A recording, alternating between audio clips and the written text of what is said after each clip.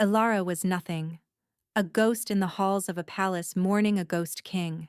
Her existence was measured in buckets of soapy water and the sting of a superior's hand.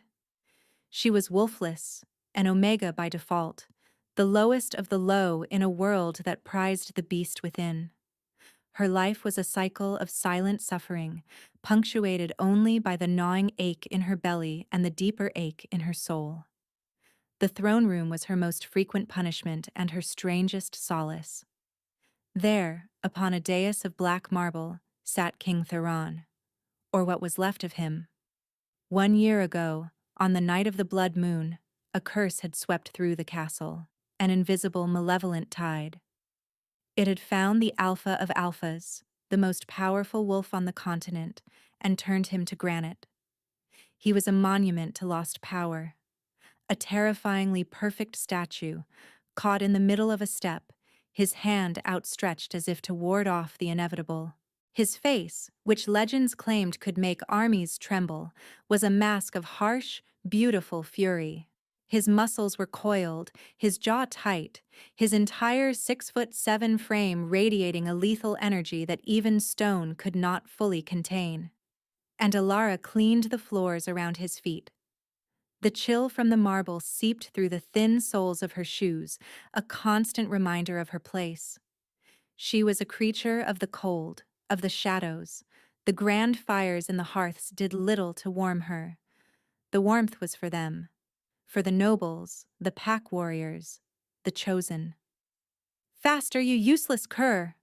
a voice snapped, sharp as breaking glass. Ilara flinched, her shoulders hunching instinctively. She didn't need to look up to know it was Lady Seraphina, the Beta's daughter and the self-appointed mistress of the castle staff in the king's absence. Her perfume, a cloying mix of rose and entitlement, preceded her. "The regent is holding court this afternoon. Do you think he wants to see your grimy streaks all over his floor?"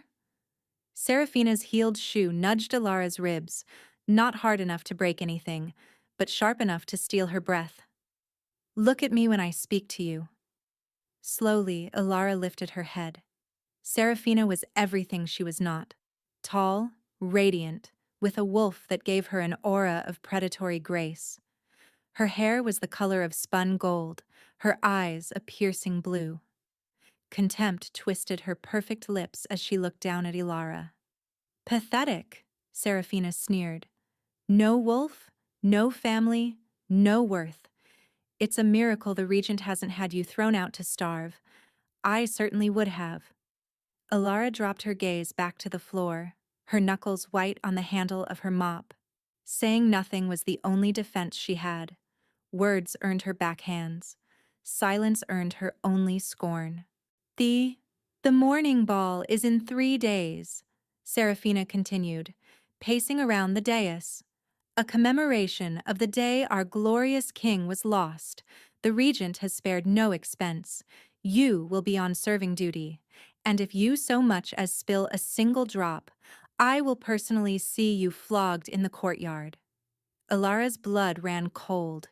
A public event, hundreds of people, all of them powerful, all of them with wolves that could scent her fear, her weakness. It was her worst nightmare. "Now get out of my sight. The memory of your face is spoiling my morning." Scrambling to her feet, Ilara gathered her bucket and mop, her eyes darting one last time to the Stone King. A strange pang of shared imprisonment echoed in her chest. He was trapped in stone. She was trapped in this life. In that, at least, they were equals. She hurried from the room, the sound of Seraphina's cruel laughter following her down the corridor. Her own secret was a quiet, baffling thing. A small, silvery birthmark in the shape of a crescent moon rested on the inside of her left wrist. She kept it covered always, wrapped in a strip of spare cloth. It was the only thing her mother had left her, besides a legacy of being an outcast. Sometimes, especially when she was near the Stone King, it would tingle. A faint, humming warmth that was both unnerving and strangely comforting. Her mother had told her it was a blessing from the moon goddess, a mark of protection. But it had never protected her from a blow, or from hunger, or from the biting cold of her tiny room in the servants' barracks. It was just another oddity, another reason to hide, another secret in a life built of them. That night, sleep offered no escape. She dreamt of gold eyes, blazing with an ancient fire, and a voice like a landslide that whispered a single, possessive word she couldn't quite hear. She woke with a gasp, the tingling in her wrist now a persistent, urgent pulse.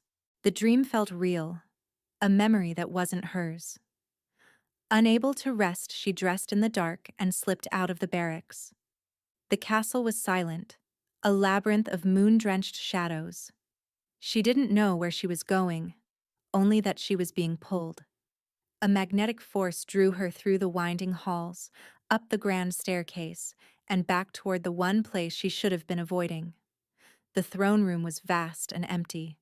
Moonlight streamed through the high arched windows, bathing the petrified king in an ethereal silver glow.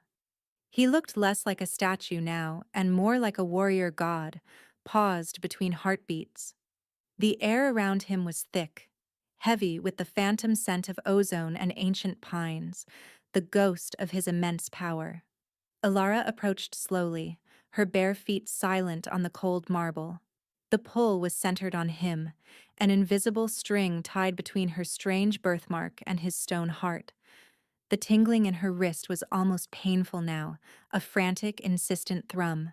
She stopped at the foot of the dais, her heart hammering against her ribs. This was madness. She should run. She should be in her bed, counting the hours until another day of misery. But she couldn't move. She could only stare. He was magnificent. Even in stone, his presence was apocalyptic. He was power incarnate, fury given form. And he was alone. A profound, aching sorrow washed over her, a sorrow so deep it felt like it was coming from her own soul. He didn't deserve this. No one did. Hesitantly, she reached out, her fingers trembling. She laid her hand on his granite arm. A jolt, sharp and electric, shot up her arm. It wasn't cold stone she felt. Underneath the hard gray exterior, she felt a flicker. A faint, impossibly distant beat, like the flutter of a trapped bird's wings. The crescent moon on her wrist blazed with a white-hot heat, the pain so intense it made her cry out. The room seemed to dim as all the light was drawn to the point of contact. The silver moonlight coalesced around her hand, flowing from her birthmark into the stone. The humming in her head grew to a roar. An impulse, primal and overwhelming, seized her.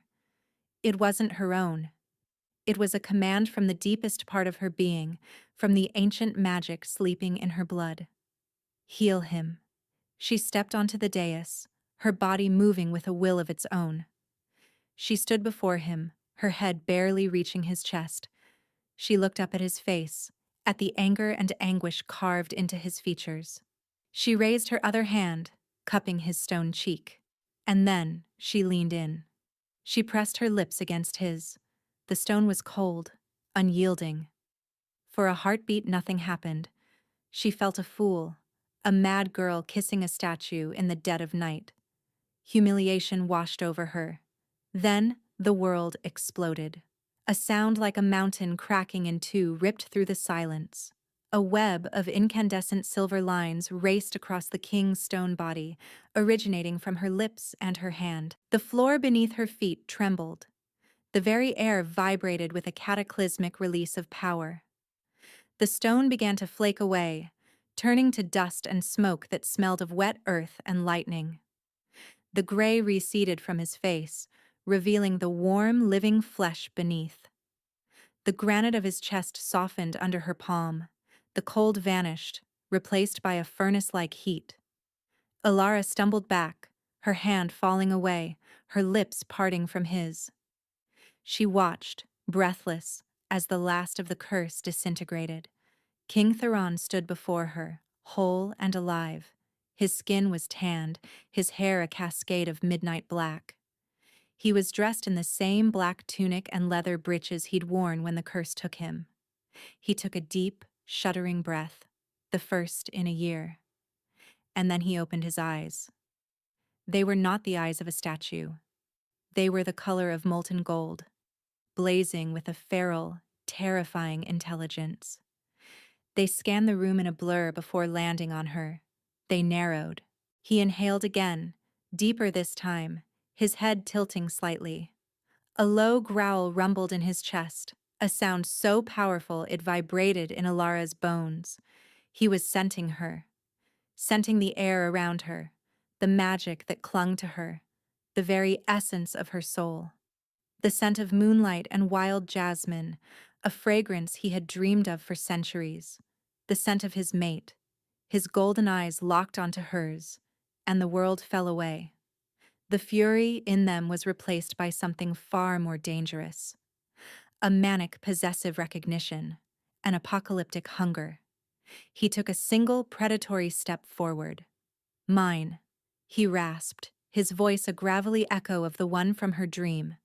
It wasn't a word, it was a claim, a brand, a fact of nature. Alara's mind went blank with terror and a strange, exhilarating awe. The Alpha King was alive, and he was looking at her as if she were the only thing in the universe.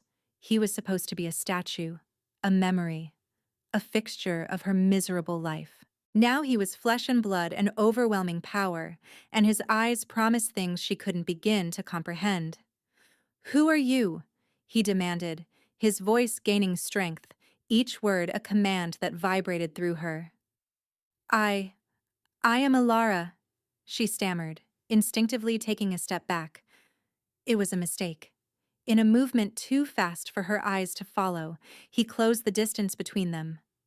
His large, warm hands clamped onto her upper arms, not painfully, but with an unbreakable strength.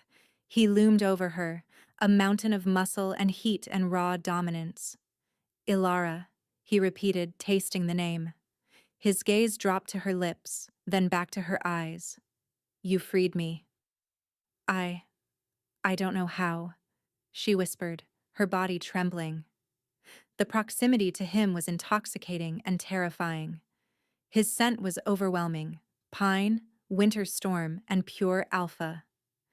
It called to a part of her she never knew existed. "I do," he growled, his thumb stroking her arm, sending fire through her veins. "The prophecy, the moon-kissed, the one with the power to break the witch's curse." His eyes flickered down to her wrist, still wrapped in its cloth. Before she could react, he tore the fabric away. The crescent moon birthmark was glowing, a soft, silvery light pulsing in time with her frantic heartbeat. Theron stared at it, a look of grim satisfaction on his face. "It's true."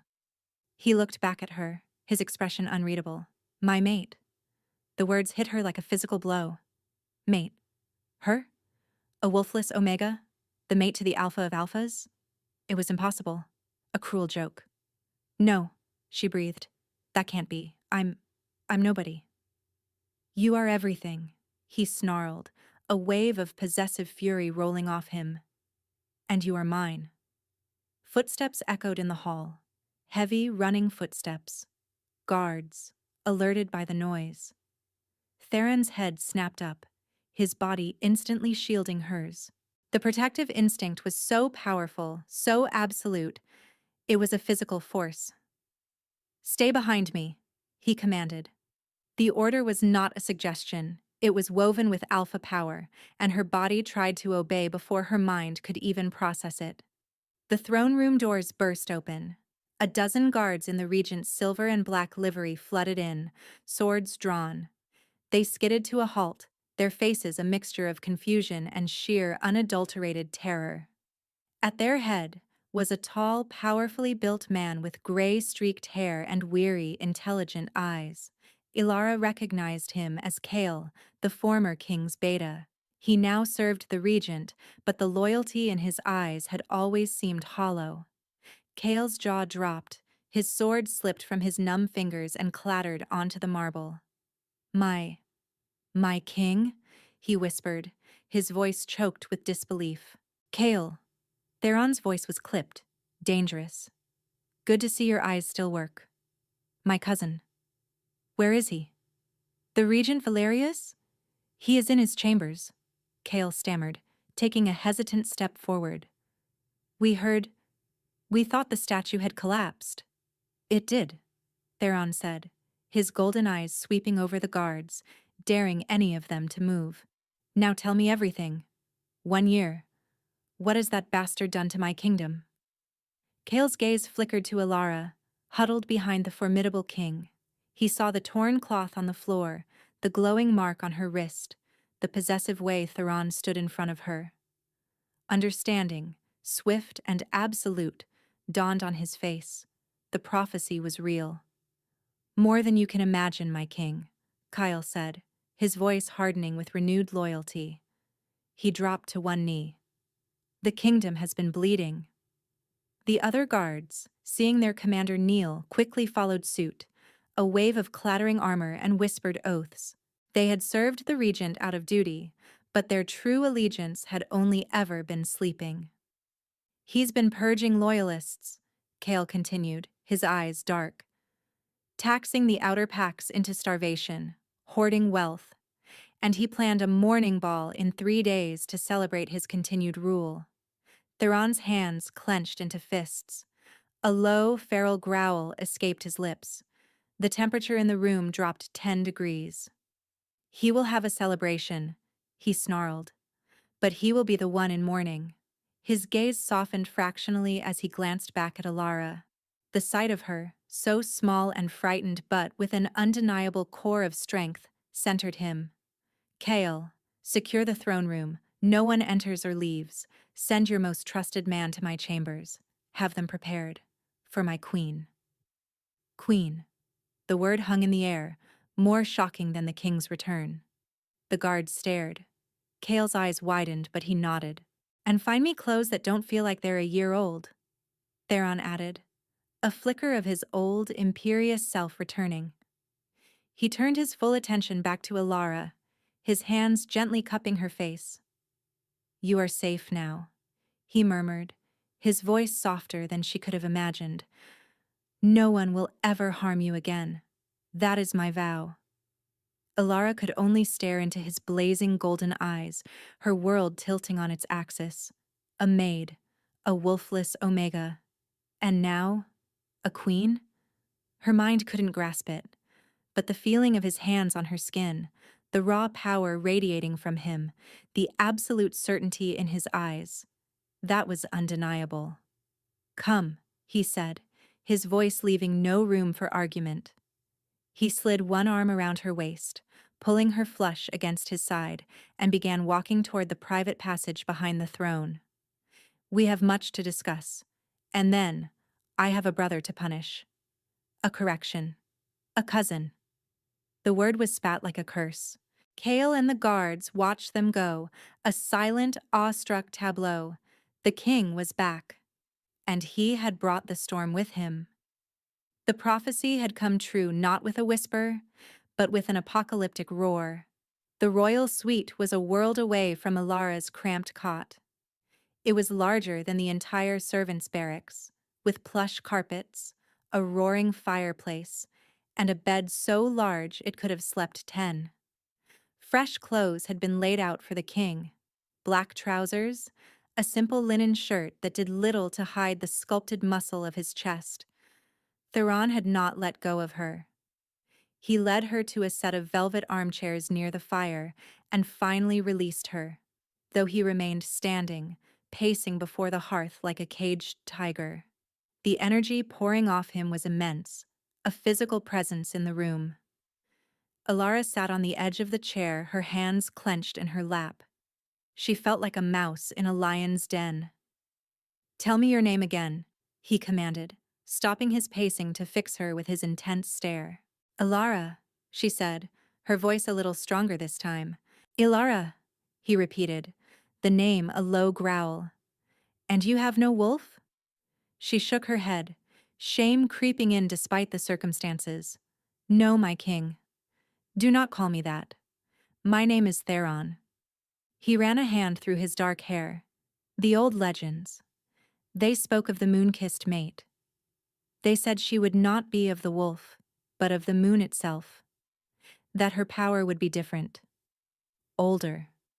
They said it would be the only thing that could break a blood curse laid by a primeval witch.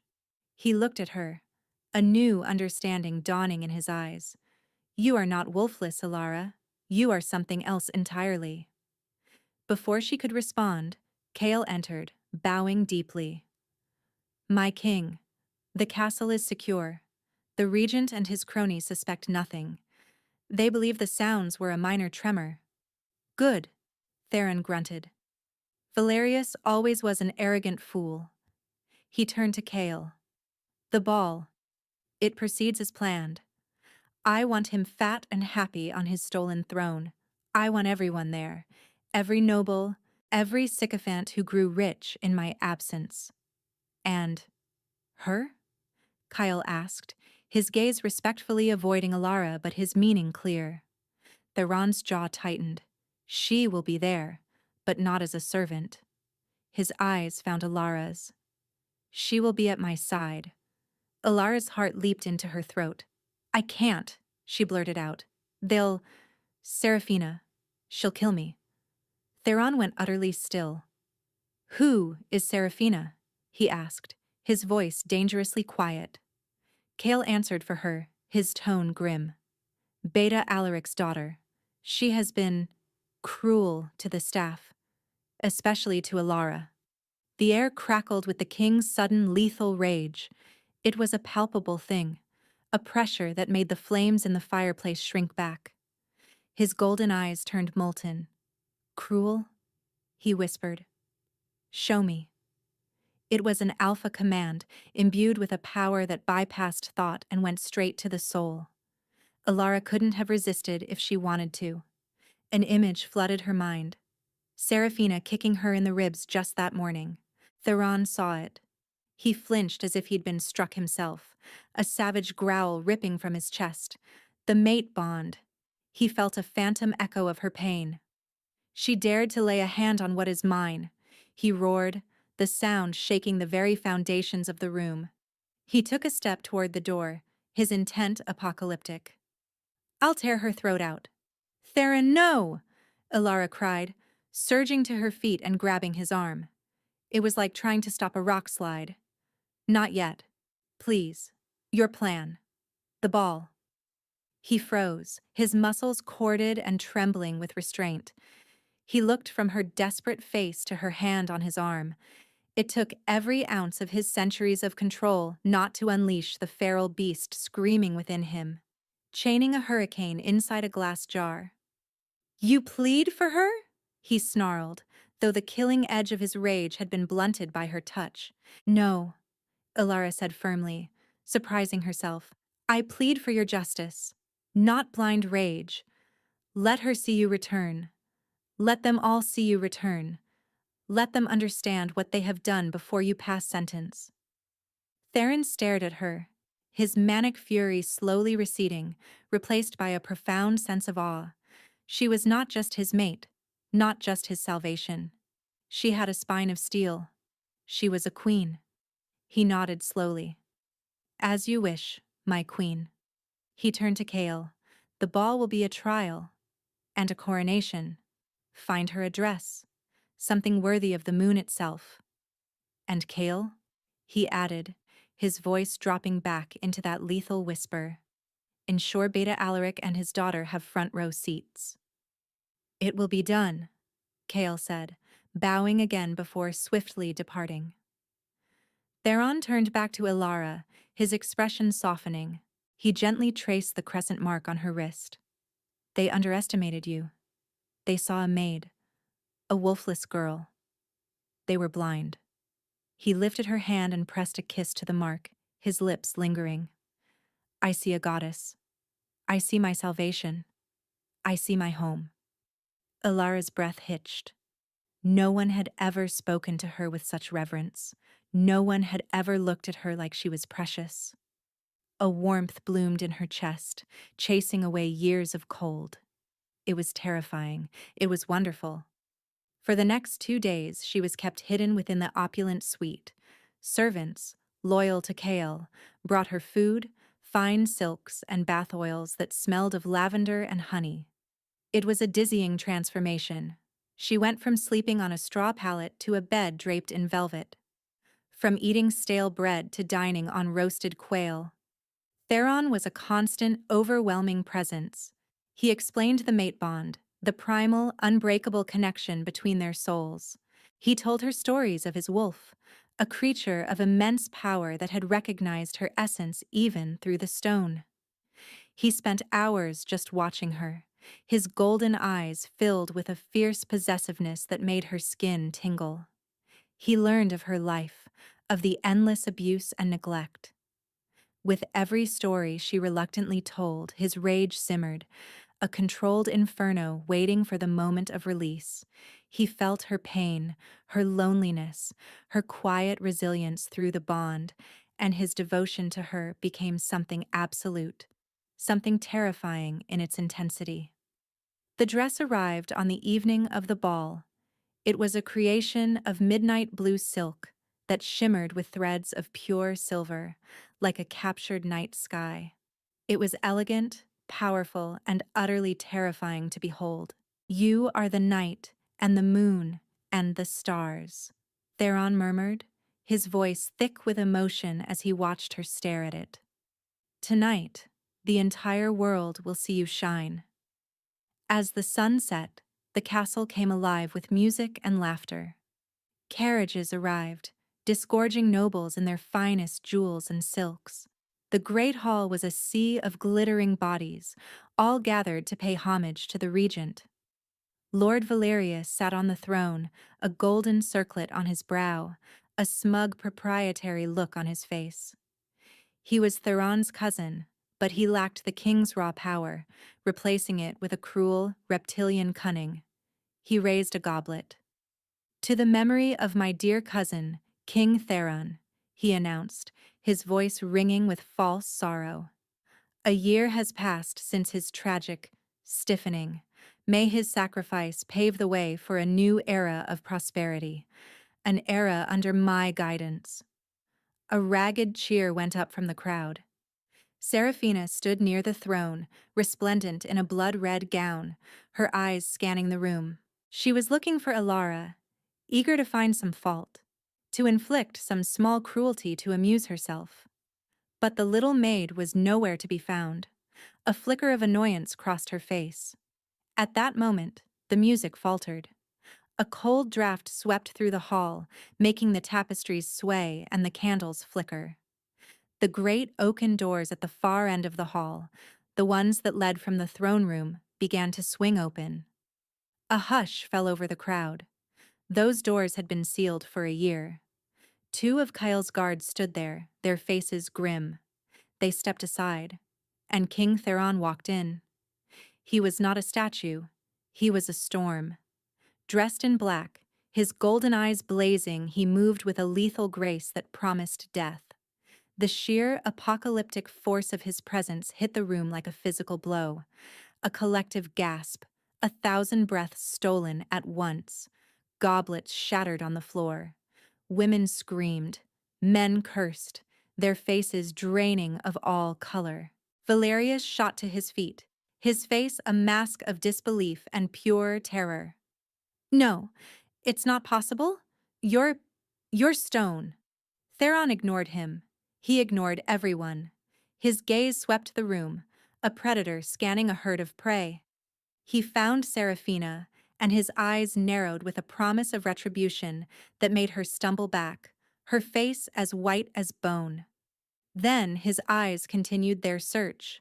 They passed over the nobles, the warriors, the hangers-on. They were looking for one person. He found her. Standing in the shadows of a side entrance, where Kale had positioned her, stood Ilara. She was breathtaking in the midnight blue gown, her silver birthmark bare and glowing softly in the candlelight. She was terrified, but she stood tall. The world ceased to exist for Theron. There was only her. He began to walk, not toward the throne, not toward his traitorous cousin. He walked straight toward her.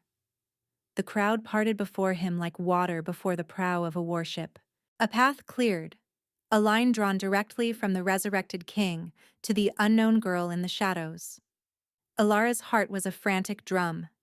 This was it, the point of no return. He stopped in front of her. The entire hall held its breath. Without a word, he reached out, took her hand, and brought it to his lips, kissing her knuckles with a reverence that stunned the onlookers. Then he turned, pulling her gently to his side, and faced the silent, terrified assembly. "You mourned a king of stone," Theron's voice boomed, imbued with an alpha power that made the very air tremble. "Tonight, you will answer to a king of flesh and blood." His gaze fell upon Valerius, who was trembling on the dais. "Cousin," he snarled, the word dripping with venom. "You seem to be sitting in my chair?" Valerius opened his mouth, but no sound came out. His reign was over. He just didn't know how horrifically it was about to end. Theron held Alara's hand, his thumb stroking the back of it reassuringly. He looked down at her, a silent question in his eyes. "Are you ready?" She met his gaze, saw the devotion, the promise of protection, the shared future. She took a breath and gave a small, firm nod. He turned back to the stunned court, a cruel, triumphant smile gracing his lips for the first time. The reckoning had begun. "Guards!" Theron's voice was deceptively calm, but it held the lethal promise of a coiled serpent. "Seize Lord Valerius. He has questions to answer." The regent's personal guard, men who had sworn loyalty to him, hesitated for a single, fatal second.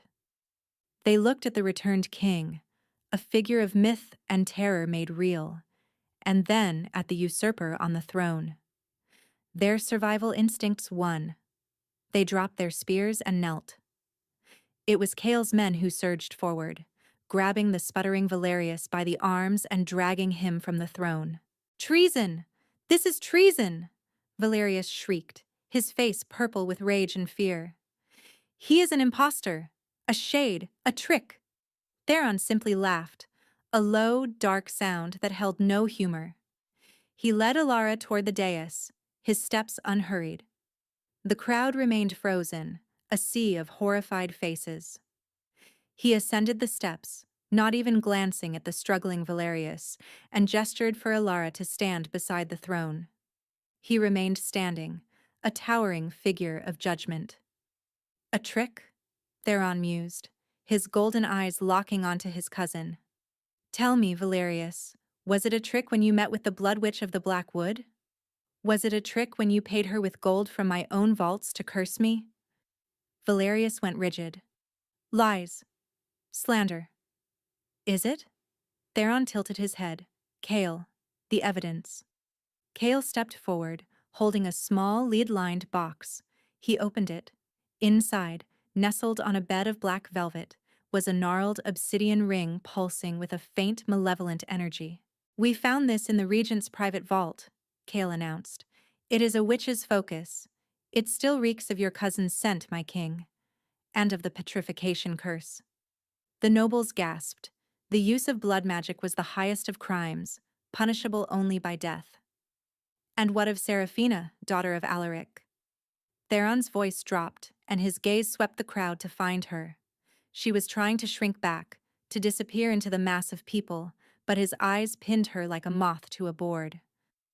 I did nothing," she cried, her voice high and shrill with panic. "Nothing?" Theron's voice was a silky, dangerous whisper. He looked at Alara. "My queen, has this woman done nothing to you?" All eyes swung to Alara. She felt the weight of 1,000 stares, but the warmth of Theron's hand in hers was an anchor. She remembered the kick to her ribs, the years of insults, the constant humiliation. She looked at Seraphina, at the fear that had replaced the cruelty in her eyes. "She has been unjust," Alara said, her voice clear and steady, ringing with an authority she never knew she possessed. "She has been cruel not only to me, but to all those she deemed beneath her." The simple, damning statement was enough. "My mate has spoken," Theron declared, his voice booming through the hall.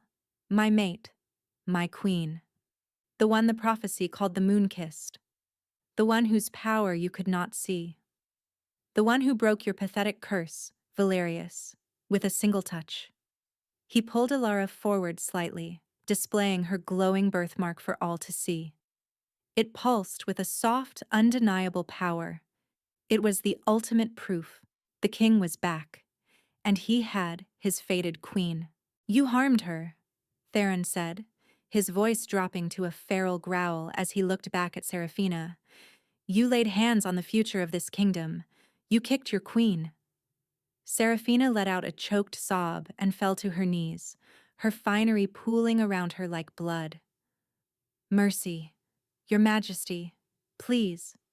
Mercy, Theron echoed. Did you show her mercy? Did you show any of them mercy?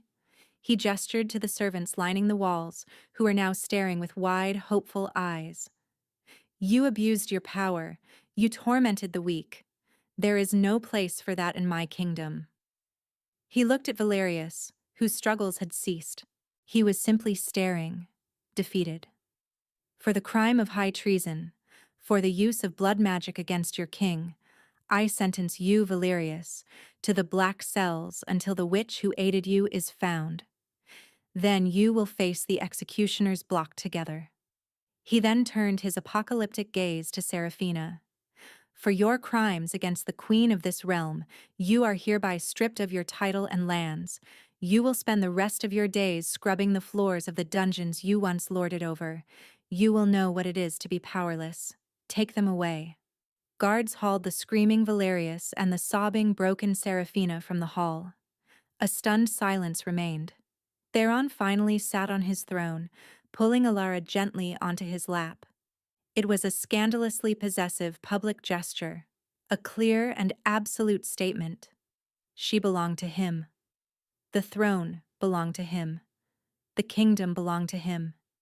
He looked out at the sea of faces, some terrified, some relieved, some opportunistic.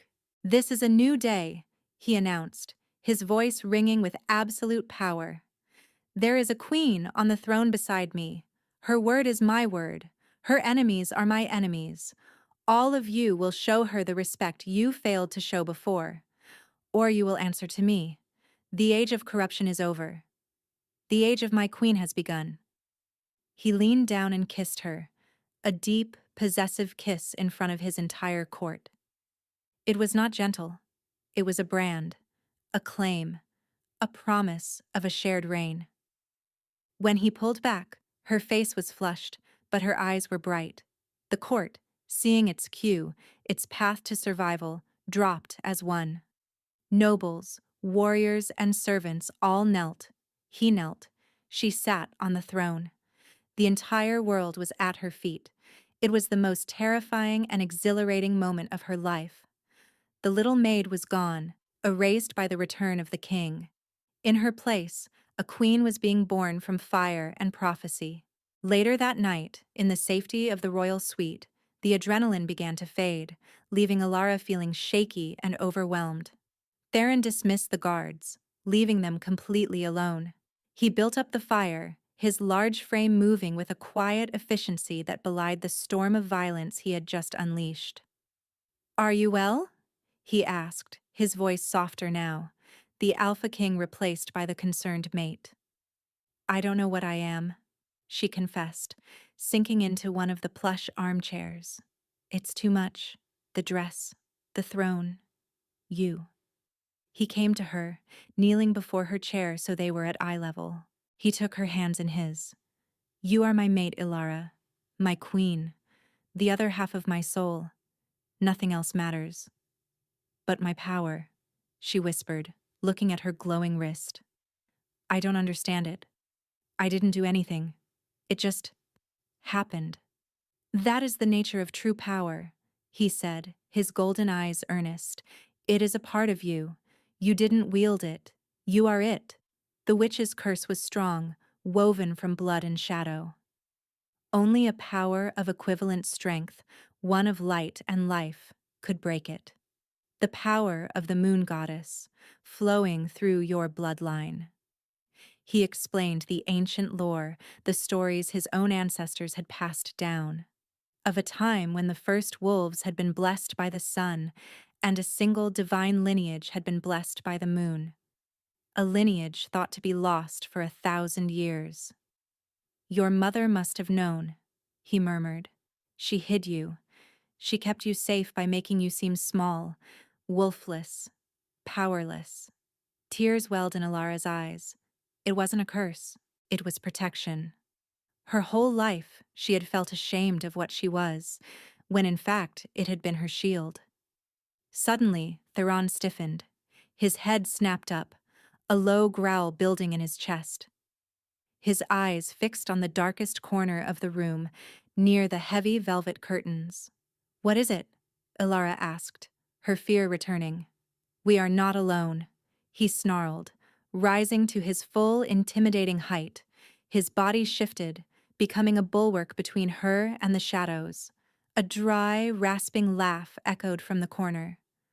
"The Alpha King, alive and well, and with his little pet." A figure stepped out of the shadows. It was a woman, ancient and hunched, her face a roadmap of cruel lines. Her eyes glowed with a sickly green light, and the air around her smelled of decay and dark magic. The Blood Witch. "Valerius was a fool," the witch cackled, her gaze fixed on Alara. "He wanted the throne. I just wanted to finish a job I started a long time ago. Your bloodline should have ended with your mother." Theron moved, a blur of shadow and muscle, but the witch was faster. She flicked her wrist, and a shimmering wall of purple energy erupted in front of him, throwing him back several feet. He hit the stone wall with a sickening thud. "Theron!" Alara screamed. "The king can't help you now, little moonbeam," the witch sneered, advancing on Alara. "His power is of the earth, mine is of the void, and I will snuff out your little light for good." She raised a gnarled hand, her fingers crackling with black and green energy. A bolt of pure shadow shot toward Alara. There was no time to think, no time to run. There was only instinct. Alara threw her hands up in front of her face, a desperate, useless gesture. She squeezed her eyes shut, bracing for the impact, for the end. But it never came. A blinding, silent explosion of silver light erupted from her body. It was not a conscious act. It was a primal, desperate defense. The crescent moon on her wrist blazed like a miniature sun. The wave of pure, lunar energy was not violent. It was absolute. It was the antithesis of the witch's magic. The bolt of shadow dissolved into nothingness a foot from her face. The silver light washed over the witch. The old woman screamed, a high, thin sound of agony as the pure energy unmade her dark spells. The sickly green in her eyes guttered and died. The magic holding her ancient body together failed. She crumbled, collapsing into a pile of dust and black robes on the carpet. The silver light receded, drawing back into Alara, leaving her breathless and trembling, but unharmed. Theron was on his feet in an instant, the magical barrier gone. He rushed to her side, his hands checking her for injuries, his eyes wide with frantic concern and utter awe. "Ilara, are you hurt?" She shook her head, staring at the pile of dust on the floor. I think I killed her." "You defended yourself," he corrected, his voice thick with pride. He pulled her into his arms, holding her tight against his chest. "You saved yourself.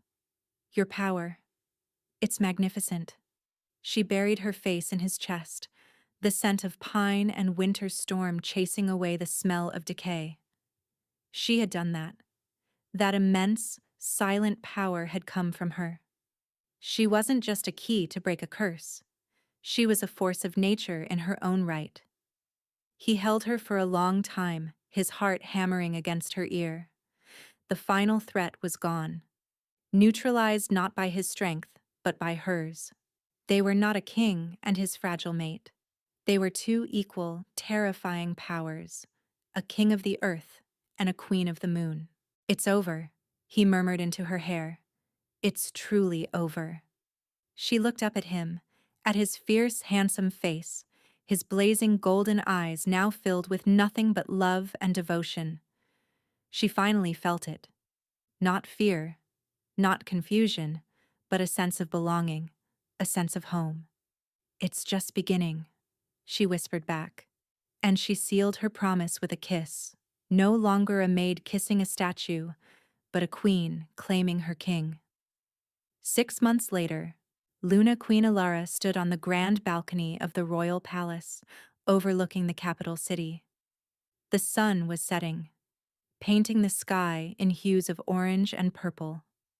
At her side, King Theron wrapped a strong arm around her waist, pulling her back against his solid chest. The kingdom was healing. Under their joint rule, the corrupt nobles had been replaced, the exorbitant taxes had been lifted, and grain flowed once more to the outer packs. The fear that had permeated the land under Valerius's reign had been replaced by a fierce, protective loyalty to the new king and his moon-kissed queen. Alara was no longer the timid, frightened girl who scrubbed floors. She was a confident ruler. Her quiet strength and innate kindness had won the hearts of the people, while her hidden power, now understood and respected, earned her the awe of the nobles. She advised Theron in council, her wisdom tempering his ferocity. They were a perfect balance. "What are you thinking about?" Theron's deep voice rumbled against her ear. "I was just remembering," she said, a soft smile on her lips.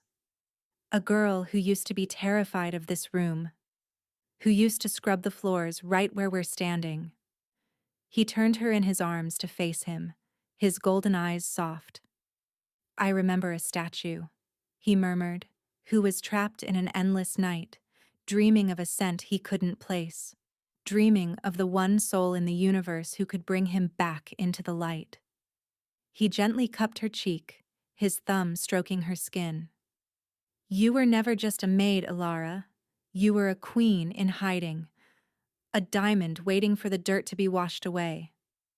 And you were a king waiting for a kiss," she teased, her confidence now second nature. A low, possessive growl rumbled in his chest, a sound that no longer scared her, but thrilled her to her core. "I was waiting for my queen, and I would have waited 1,000 years in that stone for you." He lowered his head, his lips meeting hers in a kiss that was both tender and fiercely passionate. It spoke of battles won, of a future secured, of a love that had defied curses and remade a kingdom. It was a promise of forever. Her inner strength had not just freed a king, it had freed herself. And in doing so, she found that love was not just a fairy tale, but the most powerful and untamable magic of all. And so the wolfless maid and the stone king ruled together, their legend whispered across the lands for generations to come. A story of how a single gentle kiss held the power to shatter curses, awaken kings, and forge a new dawn from the heart of the darkest night. Their love became the bedrock of a new, stronger kingdom, proving that true power is not always found in the ferocity of a wolf, but in the unwavering strength of a loving heart. The changes in the kingdom were more than just political. The very atmosphere of the palace had shifted. Laughter was heard in the halls again. The servants, no longer living in fear of a cruel mistress, performed their duties with a genuine sense of pride. Ilara had made it her personal mission to know each of them by name, to ensure they were treated with the dignity she had been denied. Serafina, now stripped of her name and finery, was a grim lesson to all. Ilara had seen her once, from a distance, her once immaculate hands raw and red from the harsh lye soap. There was no triumph in the sight, only a sad sense of justice fulfilled. Power, Ilara had learned, was not the ability to cause pain, but the authority to heal it. Valerius had met his end 2 months prior, on the same day the Blood Witch's dust was ceremonially scattered into a volcano. His execution was swift. Theron had offered him a warrior's death, but in the end, Valerius had simply wept. His greed had cost him everything. Now, Standing on the balcony, feeling the cool night air on her face, Ilara felt a profound sense of peace. Her power no longer felt alien. It was a warm, steady presence within her, a quiet hum beneath her skin that echoed the soft glow of the rising moon. She had learned to touch it, to call upon small measures of it to soothe a crying child, or encourage the growth of the medicinal herbs in the royal garden. It was a power of life, and she was its guardian. Kale reports that the northern packs have pledged their unconditional fealty, Theron said, breaking the comfortable silence. They were the last of the holdouts. The entire continent is ours. United. It is yours, Ilara corrected gently. You are their king. No, he said, his voice firm. He placed a hand over her still flat stomach, a gesture full of hope and promise. It is ours. And one day, it will be theirs. A blush crept up Ilara's neck, but she did not pull away. The thought of a child, an heir with his father's golden eyes and her mother's lunar grace, was a future she was beginning to allow herself to dream of. A family, something she had never had. An heir with your strength and my stubbornness, she murmured, leaning her head against his shoulder. Goddess help our enemies, he chuckled, the sound a warm vibration against her. They will be unstoppable. He grew serious again, his gaze sweeping over their city, their kingdom. I was a hard king before the curse, Ilara. Ruthless, cold. I thought strength was all that mattered. A year in stone, conscious but unable to move or speak, taught me patience. But you... He turned her to face him again, his eyes full of raw emotion. You taught me compassion. You taught me how to be a ruler, not just a warrior. And you taught me that I was not nothing, she whispered, her hand coming up to cup his jaw. You saw a queen when I only saw a maid. I saw my other half, he stated, as if it were the most fundamental truth in the universe. The rest was merely detail. Their reign was a testament to that bond. His unyielding strength was the kingdom's shield, her gentle wisdom its heart. Where he was the storm, she was the calm harbor. They attended every council meeting together, their thrones placed side by side, a symbol of their united front. No one dared to question it. No one dared to challenge the king who had returned from stone, or the queen who held the moon in her veins. The story of her past, once a source of shame, had become a legend of hope for the common people. The Omega Maid who became queen was a symbol that worth was not determined by birth or power, but by the content of one's character. She was their queen, not just by marriage to the king, but by the love and respect she had earned. As the first stars began to appear in the twilight sky, Theron led her back inside, away from the chill. The fire in their chambers cast a warm, dancing light across the room. It was their sanctuary, the one place where they were not a king and a queen, but simply Theron and Ilara. He stopped in the middle of the room, simply holding her, swaying gently as if to a song only they could hear. The bond between them was a living thing, a constant current of warmth, love, and unwavering devotion that flowed between their souls. I love you, he murmured, the words raw and heartfelt. For a man who had once been emotionally barren, the declaration was as powerful as any alpha command. I love you, she answered without hesitation, her voice full of a certainty that had been forged in magic and fire. He kissed her then, a long, slow, and deeply loving kiss that held the promise of 1,000 more nights just like this one.